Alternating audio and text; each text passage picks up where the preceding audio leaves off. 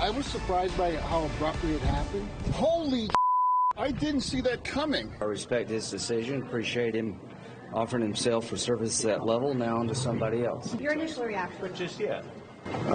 Relief.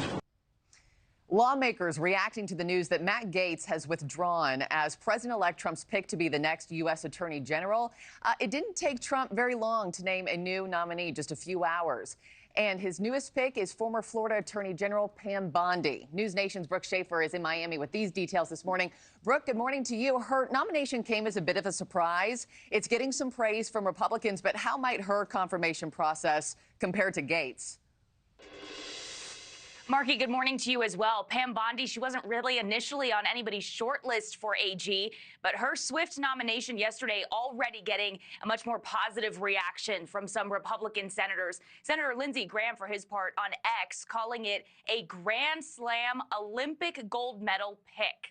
Bondi, she was a prosecutor for nearly 2 decades before she served as Florida's Attorney General for 8 years. People close to the president-elect tell us that Bondi is somebody very trusted by Trump. She spends a lot of time at Mar-a-Lago. She was a senior advisor on Trump's first impeachment defense team. And this year, she was also among a group of Republicans who showed up in New York to support Trump at his hush money criminal trial. I'm a prosecutor, former prosecutor. Yet all the rights here go to the defendant because it's his liberty at stake, and that has not been happening in this courtroom. This case should have never, ever been brought. So Bondi was tapped by Trump for AG just hours after Matt Gaetz, amid scrutiny over a House ethics investigation into sexual misconduct, took himself out of consideration for the role. It was a move that surprised a lot of people on Capitol Hill, especially considering that Gaetz was just on the Hill this week with Vice President-elect J.D. Vance, meeting with some key Republican senators looking to really shore up support and solidify a path to confirmation. But overnight, Markie, we have learned through a source familiar, the Trump transition team was told those meetings on the Hill with Gaetz did not go well, and several GOP senators said they were not going to support Gaetz as Attorney General. Our source telling us that Trump and Gaetz, they spoke on the phone before this announcement came out. Trump essentially telling the former congressman, it's over. Markie? Yeah, I know it came as a surprise to some lawmakers. We heard John Fetterman yesterday say, holy moly, yeah, the real words I can't say, Brooke, but, you know, he resigned from Congress after being nominated, so what comes next for him?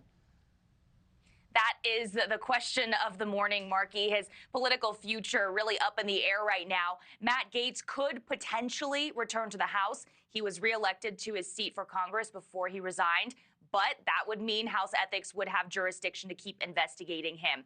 There's also questions about whether he'll be tapped to replace Florida Senator Marco Rubio, who's been nominated for Secretary of State. Through our Kelly Meyer in Washington, D.C., she's reporting that Gaetz would not go for the Florida Senate seat against Laura Trump, who's also being floated for that position.